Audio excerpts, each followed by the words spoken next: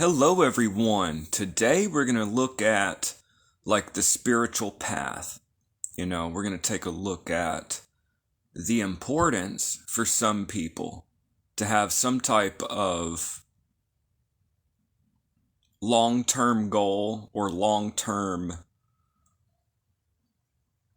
practice with a certain goal set in mind for a long term, as opposed to flitting from system to system.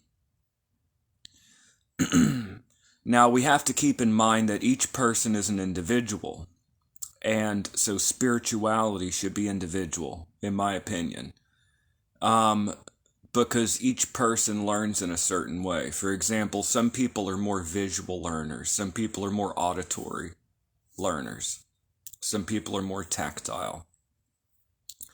So, some people learn better by hearing stories. Some people read and they learn better, as an example. So people are individual, and as people have different individual predispositions, I think that a spiritual path that someone follows in their life should accord with who they are, their individuality. Okay. So,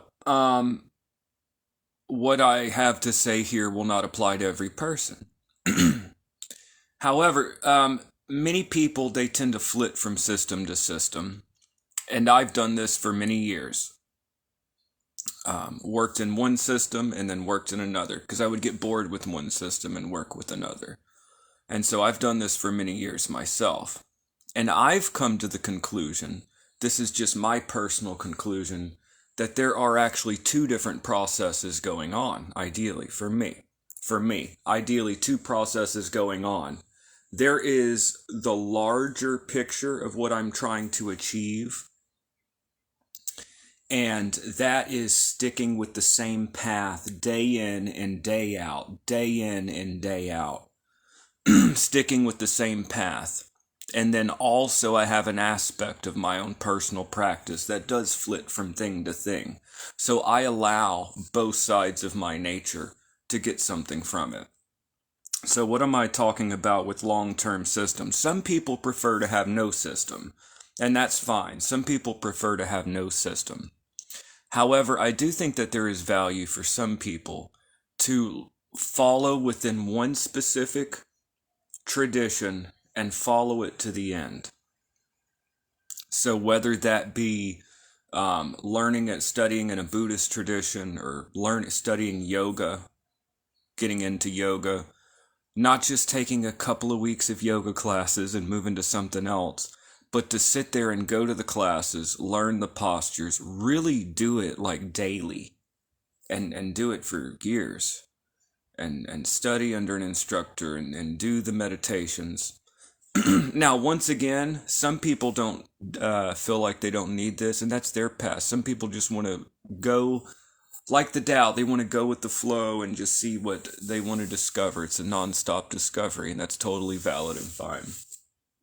But I also think there's value in following a specific method to the end, following a specific method day in and day out for a longer period of time, or learning the Kabbalah under a rabbi, stick with it, or whatever tradition.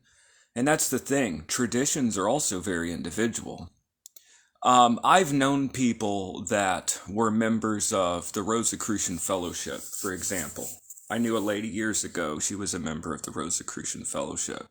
I've never had any association with that group, but she did. And she would go to lodge for many years, that was like her group. Some people get into A-Mark, some people get into the Hermetic Order of the Golden Dawn, or Martinism, or Thelema, or some people get into grimoire magic, or some people hoodoo is their thing. That's their vibe. Or some people are into traditional Wicca, like Gardnerianism or Alexandrianism.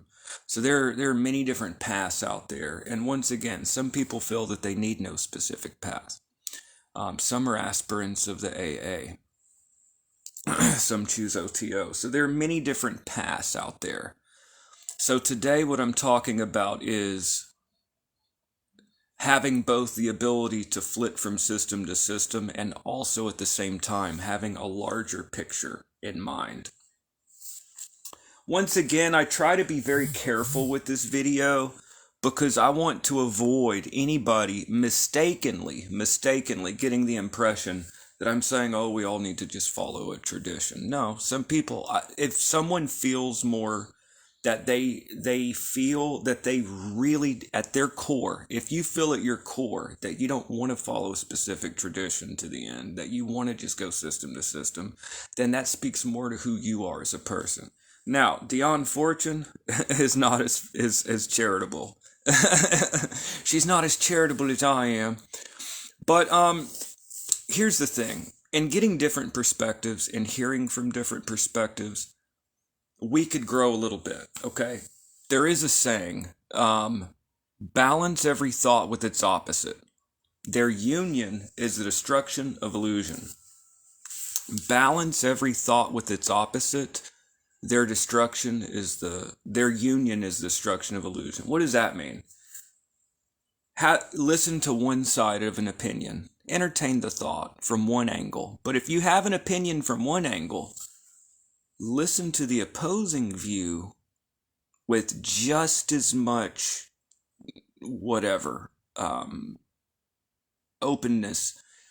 The union of opposite viewpoints, perspectives, is the destruction of illusion. Now, does that mean in the end, you may end up agreeing with one side or the other, but any illusions that we have are destroyed in the process. Now, it's a quote from Crowley, which of course he got from Taoism. This concept, balance every thought with its opposite. Their union is destruction of illusion. So here's a perspective out there, because many people, they don't really care for like longer term traditions. But here's Dionne Fortune. Now, she's a little bit harsher than I am, okay? I think it's totally valid, whatever your path is, okay? But she's a little harsher. But what she's trying to say, what she's trying to convey, is that there is something to sticking with a tradition to the end, or sticking with a particular practice to the end. It could be sitting and meditating. Something that you're going to do day in and day out, with a long-term goal, a long-term practice. So instead of just flitting system to system, we're sticking with one thing. What I personally do is I do both. And I find that many people end up doing both. To both have one system of training, that doesn't mean you agree with everything in it or anything. No, it's a system of training or development to follow this long-term, day in and day out, I'm going to do this meditation or this practice, day in and day out, to have a longer-term continuity in a practice, but also to allow oneself to flit around and explore different things all the time. So that's what I personally do. I have my thing that I do day in and day out and my ultimate goals. But at the same time, I may go through a PGM kick, or I may start studying, whatever tradition, hoodoo, or I may be, whatever. I may start, I'm going to start this period, I'm going to start working with Expedite, or doing stuff with him, or I'm going to start doing these planetary workings and cycling through, or, oh, here's a new grimoire. So I'm always allowing myself to, once I get to this place on the mountain, I see, oh, there's another spot, and I go over here and explore. As such, my understanding, my territory broadens, my intellectual understanding and my practice and my discovery of spirituality and of like human consciousness and our experiences through like doing rituals and meditations and like seeing what happens. And I think it's super cool, So I allow myself to flit from thing to thing while also having a longer term type of thing.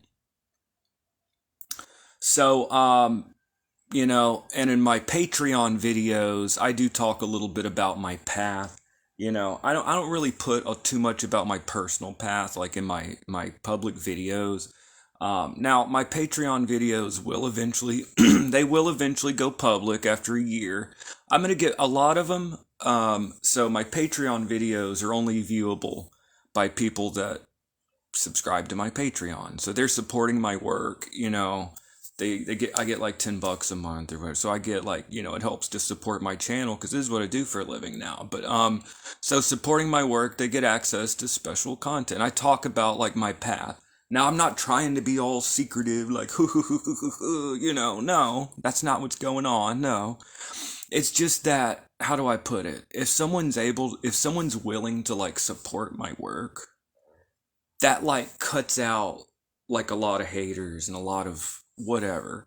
It's just like the people that like really care. You know what I mean? That are willing to like support my content. So I don't know, it cuts out a lot of BS, you know. So I talk about like more personal stuff instead of just broadly teaching magic. But a lot of that content, after a year, I'll give a lot of it a year shelf life. So the videos that I'm making right now in March 2024, a lot of that content will just go public in a year, probably 2025. But anyways, I go more into my personal path on my personal Patreon videos. And anybody could subscribe if you want. I'll give links later for those that are interested in that content. But this is my public video. But anyways, so having both like your long-term personal path, if you choose to follow one, whether that be the Hermetic Order of the Golden Dawn or Martinism or the AA or whatever you're working through, or the OTO, or let's say it's Grimoire Magic and you're working through the Almadel. So next you're going to work through the next Grimoire. Let's say you're approaching it from a purely like Grimoire purist path and like you're having these experiences with these angels and you want to go through the next Grimoire. Some people have nothing to do with modern magic. Literally nothing to do with modern magic. They're all absorbed, and there's a lot of material from the Renaissance and stuff. I know. I never give his name out there. It's always private just because he's a private person. But I have a grimoire teacher that I've worked with for like 10 years. And he's very traditional. I use modern methods like astral projection and stuff. He does not. He considers that a bunch of new age fluff, you know. But that's my teacher. He's a hardcore, like Saturnine, by the book, you know. One time, years ago, I didn't end up doing it, but I was wanting to make the Grand Pentacle of Solomon with, you know, like a golden ink thing, you know. And my teacher, he was like, okay, this ink we can make, you know. He's Russian. He's like, this ink we can make, you know, you can make the ink. And I'm like, what do you mean? He's like, you can take like gold and dissolve it. And I'm like, I'm not going to sit there and dissolve gold, sir, to make this ink, to make this pentacle. But that's how hardcore that he is, you know. And I've studied with him, and it's an honor. But anyways, there are people like that out there. Okay, one of my instructors is like that, you know, one of my teachers, because I have different teachers and different traditions that I follow. But anyways, my point is, and I think it's good to have a guide in grimoire magic. I don't feel comfortable offering that. Like in some things, you know, like Shim Angel work, you know, I've helped a lot of people with Shim Angel work, and that's pretty cool. And you know, but anyways, I'm going off here. How are y'all doing today? Oh, I was going to read Dion Fortune. So we're talking about like both having a long-term, taking a practice and following it to the end, and then versus going from system to system. Dion Fortune is not so charitable. I think it's totally fine. There are many of you that wants nothing to do with anyone's system, and you want to just keep going from thing to thing, and that you're happy. That's your bliss, and that's fine. So I'm more charitable, but Dion Fortune's a little harsher, but I think there's something good to what she says that can be gleaned from it too. So here we go. So Dion Fortune, she says, no student will ever make any progress in spiritual development who flits from system to system, first using some new thought affirmations, then some yoga breathing exercises and meditation postures, and following these by an attempt at the mystical methods of prayer. Each of these systems has its value, but that value can only be realized if the system is carried out in its entirety. So she's talking about sticking with the system and working it to its, like if you study yoga, instead of doing a few postures, Master the postures, master it, because the whole point of these postures isn't for flexibility. It's for dominating the body. It's for dominating the posture, and it's for silencing the body so that you can actually go within. Okay? Now, once you master your body, you've attained true stillness. Like, what is the whole? Let's look at yoga. Now, I've set Dion Fortune down for a minute. Now it's just me talking. But what is the point of posture? Is it just to be flexible, to be able to fold into, a contortionist? No, obviously not. Obviously, that's not what asana is for. Now, people come to it for many different reasons, okay? People go to it for health reasons, and that's totally fine. However, that's not all it is. What is the deeper esoteric thing? It's to sit in one posture and not move. Now, if you have a meditation practice and you start meditating, you may notice that your nose itches. Your nose will itch. And you'll want so bad to scratch your nose. So what do people do? They scratch their nose and then they go back to meditating. Then you may notice that your neck itches. You do like this. And then you may notice that your legs are uncomfortable, so you switch your legs around. But all of these are distractions. The whole point of asana is to sit in a posture and no matter what, don't move. Like, you could breathe, but that's it. When your nose itches, you don't budge, and it's going to drive you crazy. You're going to want so bad to scratch your nose, and you resist. And this also teaches you self-discipline and self-control. Believe me, this bit of self-discipline will go into other areas of life, whether it's work or whatever. Your nose is going to itch so bad. I know it sounds nuts. Try it out. Try it out. I encourage anyone at home, take a timer on your phone, put a 10-minute timer. If you think I'm wrong, try it out. I guarantee you. Try to sit still for 10 minutes and not move one muscle. Try one of these sitting yoga postures. Don't move. I guarantee you'll notice sounds that you never normally hear, because you're never still. You're always thinking and doing things. Silencing the body is the first step before later in yoga silencing the mind. Now, once you master one position, it gets to be to where you're not even aware of your body anymore. When you master this, like your nose itches, you ignore it. Your neck itches, you ignore it. You may feel like, sometimes people imagine all kinds of stuff because their eyes are shut. There's a spider crawling across my face. There's nothing. You'll go like this, there's nothing. So people have all kinds of experiences doing this practice. It's asana. That is the purpose, is to silence the body. Now, you can't do this doing some stretches for a couple of weeks and then moving on and just dropping it. No. You do this by day in, day out, day in, day out, day in, day out. Every time you meditate, same position, same position, same position. Weeks. You imagine someone meditating outside. There's snow outside, and then it's spring, and it's flowering, and then it's summer, and then the leaves are changing, like year round. They're in this position. They're mastering that position, y'all. They're mastering it. They're not doing it a little bit and then dropping it to the next thing. No, they're mastering this position. Once you do that, when you sit in that position, it's like your body doesn't even exist to you. There are no itches. Is no. And then you're able to go within. And then what's the next thing? Pranayama, breath control, controlling the breathing. That's pranayama and yoga. I'm just giving yoga as one example, the importance of sticking with the practice long term, okay? I'm giving an example of why you don't do a little and then drop it. You continue the work. Through pranayama, you start learning to control the prana. And as you continue, you go through different stages of practice, meaning you're continuing through the weeks and through the months, continuing through the weeks, through the months, the breathing. You don't do it for a week and then drop it. No, through the months, it may take you a year, however long, of steady work, day in, day out, and you will have Kundalini awakenings.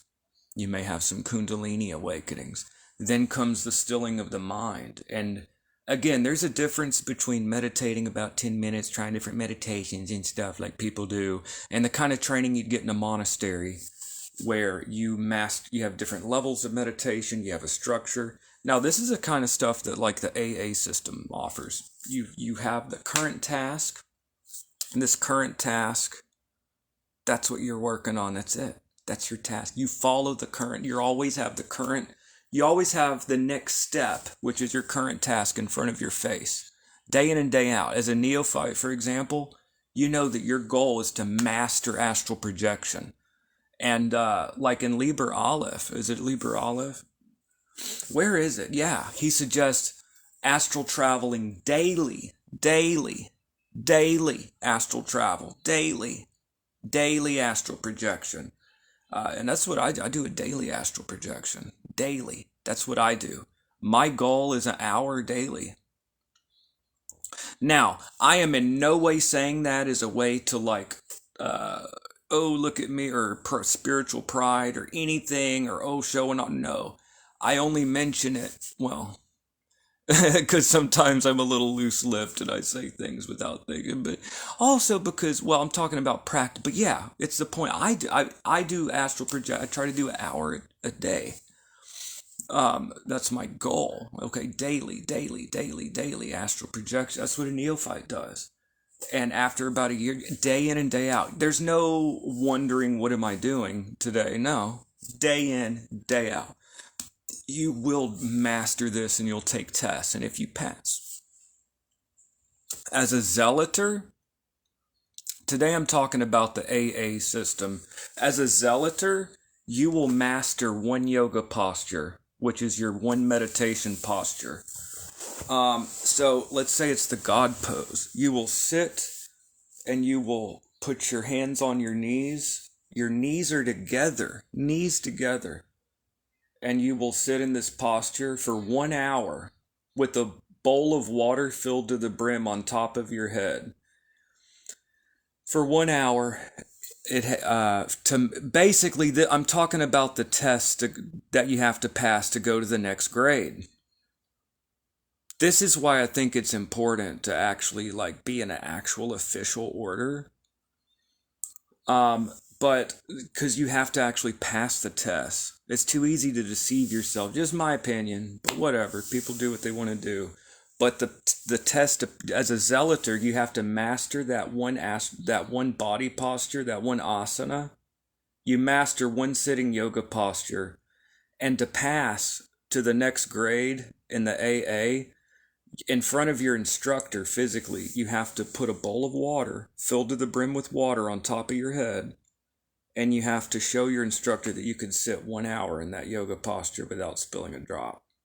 And then you show the automatic body rigidity and special sweat that comes through entering the different stages of pranayama practice. You have to prove that to go to the next level. So that's the thing. So instead of like a lot of magic orders, oh, I read a book.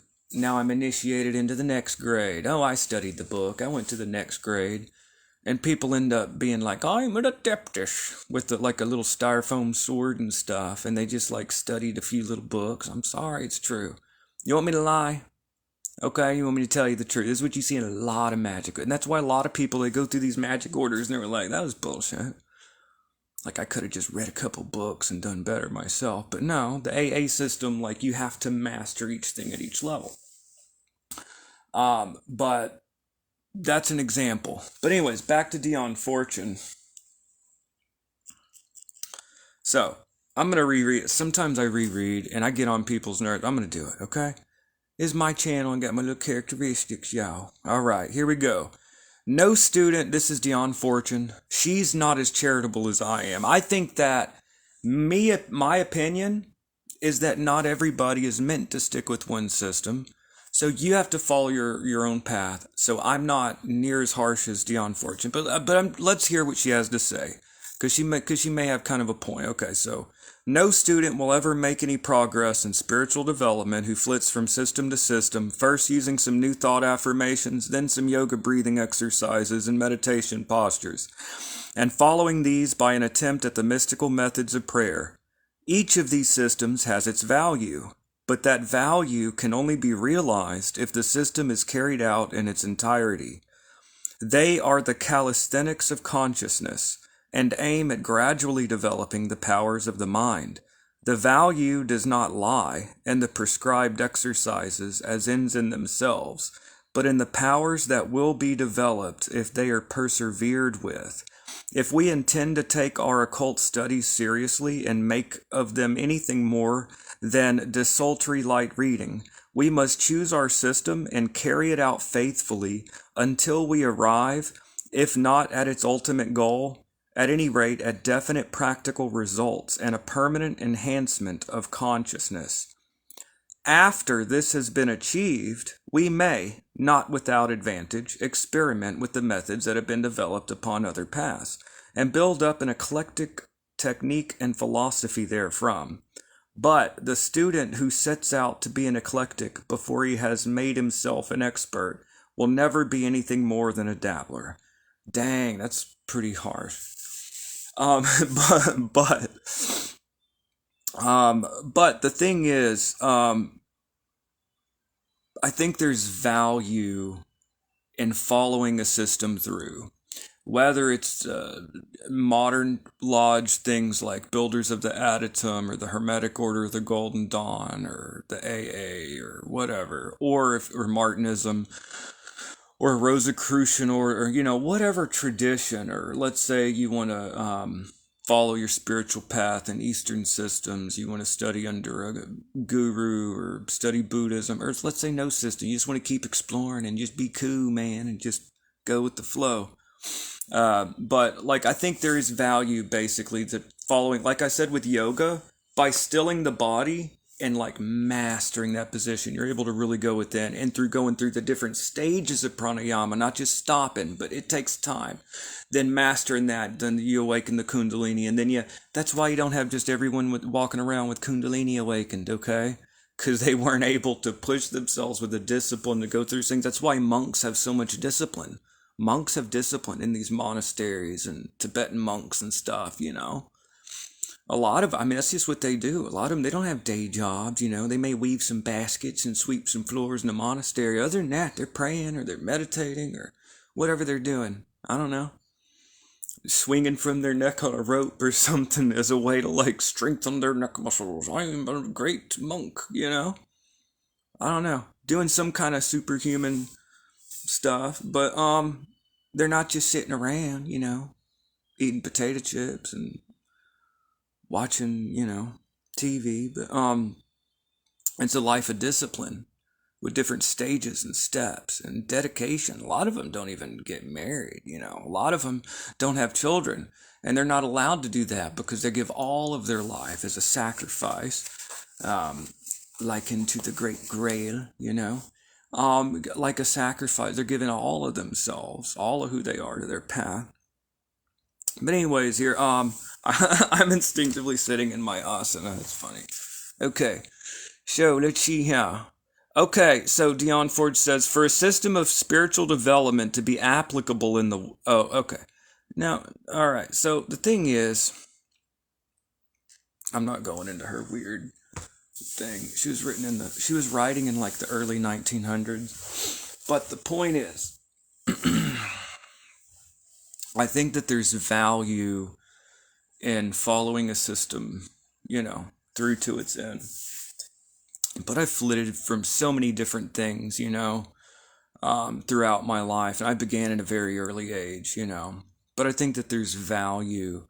So that's basically, I guess, the whole point of, the main thrust that of this video is that I think that there's value to both be able to go from thing to thing and explore different things.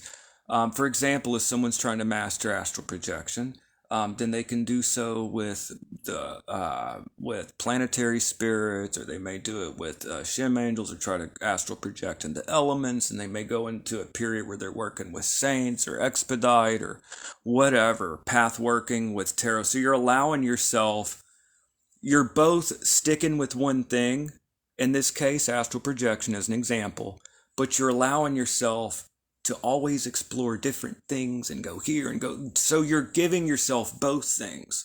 And also, I allow myself, sometimes I may go into a PGM kick. Sometimes I may go into a Solomonic kick. Sometimes I'm all into whatever else. But here's the thing: Shim Angels, as an example, I've hit every single Shim Angel. Let's see, I'm 6 months in. 6 months in this time around. This is like my second time working with Shim Angels like this, but not like this though.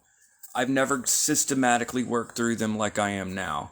I'm 6 months in, and I've worked with each and every single Shim Angel, and I've had a meaningful experience from each and every Shim Angel. So it's been about 36 angels so far. And then I've got another 6 months to work through. And my experiences have been phenomenal. But I didn't just work with an angel and then that's it. No. But it takes discipline. Every 5 days, new angel experience. 5 days later, new angel experience. 5 days later, new angel experience. It's been a non-stop, and every time I feel like I'm coming down from an experience, oh, it's a new angel, and then I have this powerful experience, and I'm like, whoa. Sometimes I've had like some like awakenings, and then I come down, and then I'm back, and then boom, it's a new angel. So I'm never allowed to relax. So I've been doing, I've been up for 6 months doing magic. Not literally, but you know what I'm saying. It's interesting. What kind of effect does that have on a person? What has it done to me? What has it done to me? I am like the alchemical stone that's being manipulated and changed in the process of magic. This is the alchemical work that's being done upon myself. I'm going through the work, and what impact is it having upon me? Well, you know what? Honestly, I'm not trying to brag. I'm not trying to have spiritual pride, but I feel happy, like happier. And I feel like my life is good. And I feel like I've cut out a lot of the things that were blockages that have been there in my life for my whole life, really. I've cut a lot of these things out. Yeah, I've done some pretty bold things. Like I do, I have money saved back and stuff, and I've been pretty honest with people that now I just make videos for a living. That's what I do for a living. But I do also do like private occult tutoring. I mean, that's pretty cool. I've got like a big audience and stuff, so a lot of people are willing. Like here on Facebook, it's new, but on YouTube, I've got about 40,000 subscribers. So a lot of people are willing to pay $60. So just like I make these videos for free, I make these videos. They're all free, but it's like an hour, 2 hours of video. Many people are willing to pay me $60 to sit in a video like this and talk for an hour about magic. Or maybe I can help you to work with the Shim Angel. And once a week, or once a week is probably best. We may do 4 sessions. 4 sessions. Let's say you really want to work with some Shim Angels and have an experience. I'll give you 4 hours of an hour every week, but every hour it's $60. And I've been making money. This is the cool thing. Listen, y'all. I've had jobs that I fucking hated all my life. Fucking hated them. Can I be honest with you? I've had jobs that I fucking hated all my life, okay? Think I was happy in my 20s mopping the floors and these things? No. Now, I did have a job that I was making pretty good money. I had work that I was making pretty good money. Maybe I could start talking about it. Back in the past, I didn't like talking about my work because I felt like it was too close to home, but I'm not working it anymore. So I'll tell you, okay, I was in hotel management. This is funny because I've never said this in all these years. I was in hotel management. I think I've said it a couple times on Facebook. But I was making like pretty good money. I was in upper level management, big hotel in Dallas and all this stuff. And I've been doing this for many years. I've seen so much shit in hotels. So much fucking shit. I've been doing it since I was like in my 20s, okay? 13 years. I've been working in the hotel business 13 fucking years. And a lot of people don't know I've been doing that while I've been making videos. Okay? It's actually pretty freeing to talk about. But I was actually making pretty good money. Like when you're in upper level management, you can make a decent living. Like, was I rich? No, but I was comfortable. I made good money, and I got to boss people around and shit. It was pretty cool. I'd come into work, they'd be like, "Good morning, sir," It was pretty cool, I'm not gonna lie, but it was so stressful. I hated it. So, where do I even begin? But here's the thing, I could make money, dude. I can go be a GM of a hotel right now and make good money. Have a nice house and stuff, you know? I can do that now. I can go put my resume, be a GM of a hotel, and go throw it out there and go be the boss of some big hotel and make good money and have everyone look up to me and stuff. So I'm not hurting financially, but guess what? I was not happy. And guess what? I don't give a fuck about hotel. I'm sorry. I don't care. Now, I care about the people having jobs and I care about the people. Okay, but ultimately, bunch of rooms, I don't care. I wasn't living my true purpose. But guess what? Working with the Shim Angels and stuff, and also I think my own holy guardian angel, I just cut it out. I got some money tucked back, and I just make videos 5 days a week. And guess what? I do private tutoring. And I do private tutoring. So just like these videos are free, but I have like 40,000 subscribers on YouTube, and I'm by no means bragging, but I'm just telling you, this is how amazing the Shim Angel, I credit this with me cycling through the Shim Angels. My whole life has changed. And also my holy guardian angel. So I'm grateful, and I want to share Shim Angel magic with people, because look at my life. But this is what happened. Now, I just fucking make videos 5 days a week. My goal. Sometimes I'm not very good with time and all that, but I just make videos. This is my job. But anyways, so I do private tutoring. So a lot of people are willing to, let's say you really want to work with a Shim Angel. We'll do 4 sessions, 1 session a week. But that's $60 in my pocket for an hour of my time. I mean, hell, that's $60 an hour.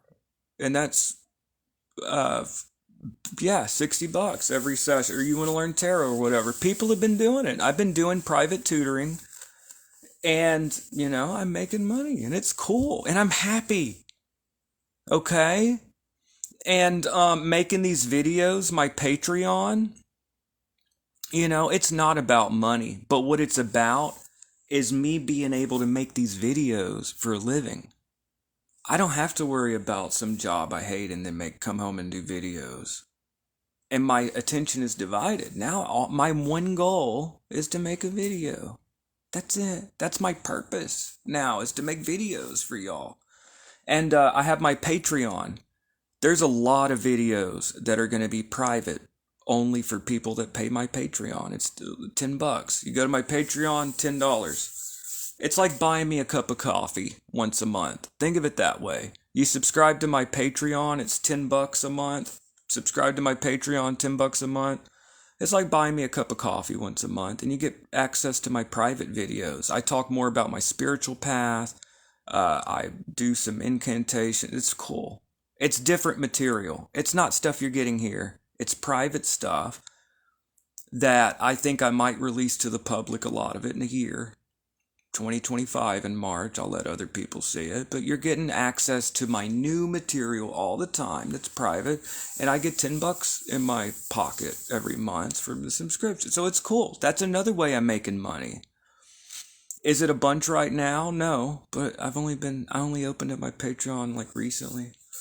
So let's say 100 people did that. Well, that's $1,000 a month, and that's $1,000 income in a month, plus my private tutoring, and then I've got my Amazon. So it's cool. It's working. It's motherfucking working, y'all. It's motherfucking working. Now, do I need to build it? Yeah.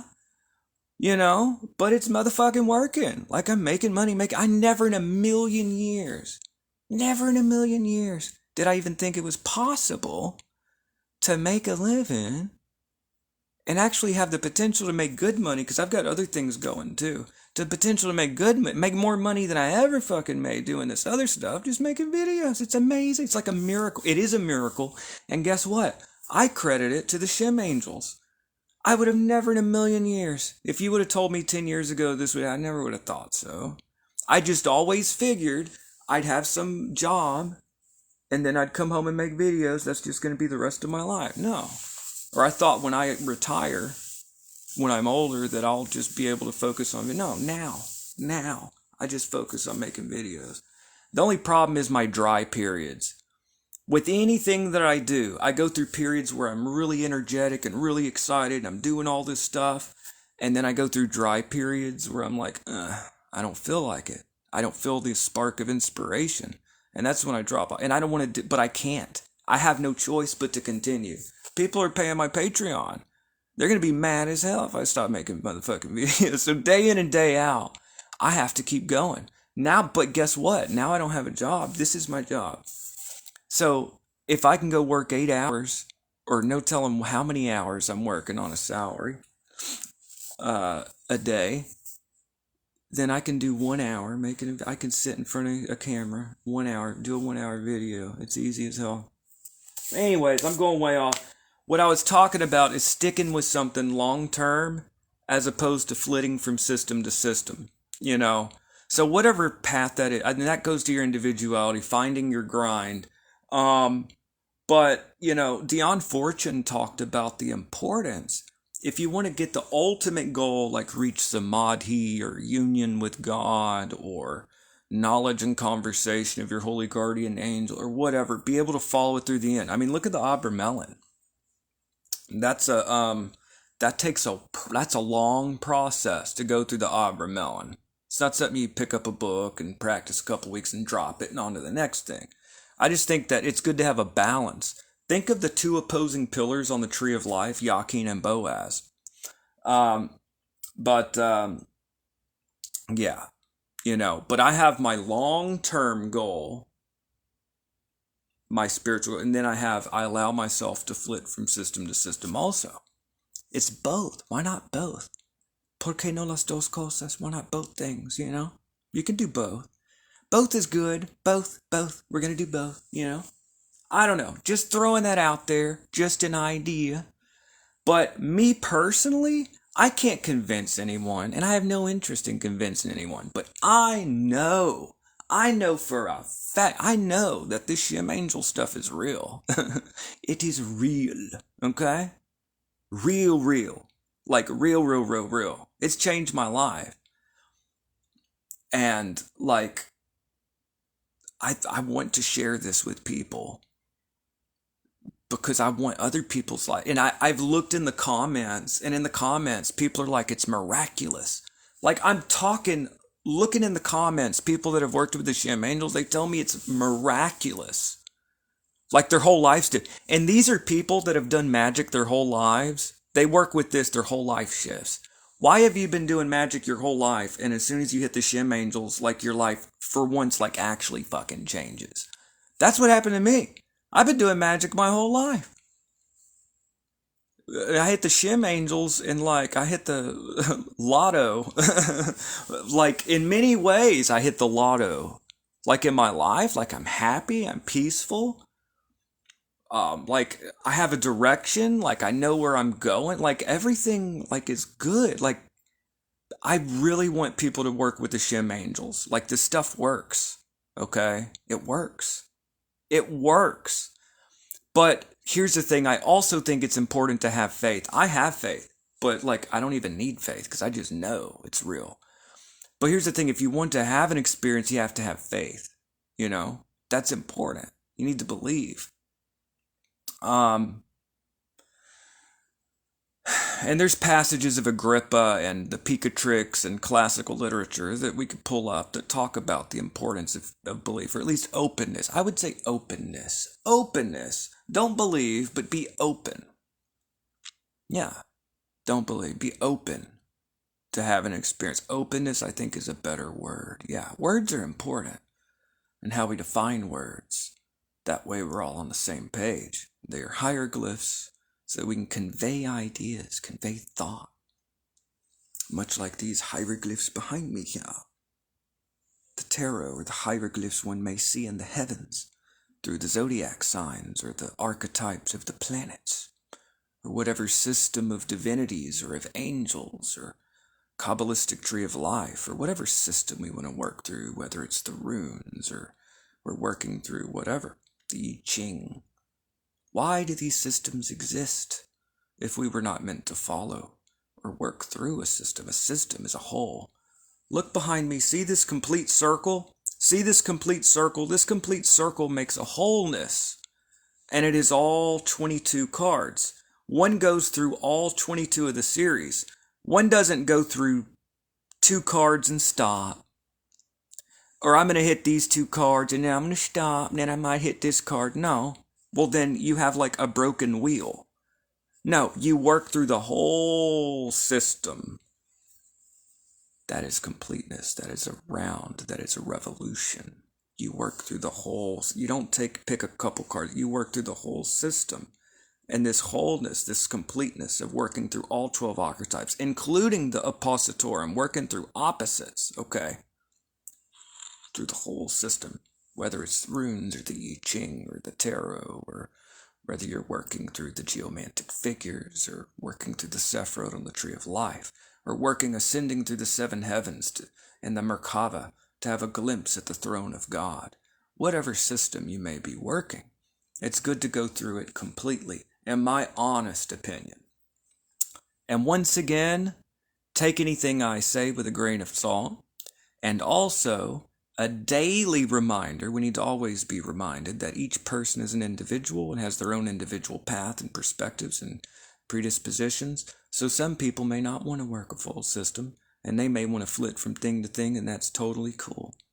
I'm just putting this out there as an opposite opinion. Could 2 opposite things be true at once? That is called a paradox. Can 2 things be true at once? Well, that's actually a pretty deep thing. Can 2 opposing things both be true? Maybe not in this veil of illusions, but maybe beyond this. Maybe 2 opposing things could be true. And maybe the union, the divine love, the agape, the union between 2 opposing statements creates a reaction. It creates light. It creates heat. We have a union, a divine ecstasy. Neither is what it was before. We've united 2 opposite viewpoints. Unite all,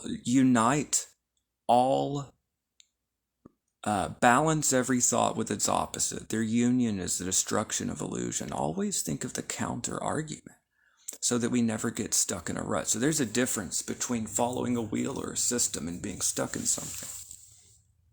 We have to be able to see these things as tools, because if we fail to see them as tools and we see them as the destination rather than the method, we need to realize that all systems are methods. They are tools. You can't worship the Allen wrench that you work on a car with. No, you have your goal. The wrench gets you there. So these are just a few thoughts, y'all. So I'll have more content coming out. And also, today is Domingo. Today's Spanish. Okay? I'm going to do another Spanish video for y'all later on.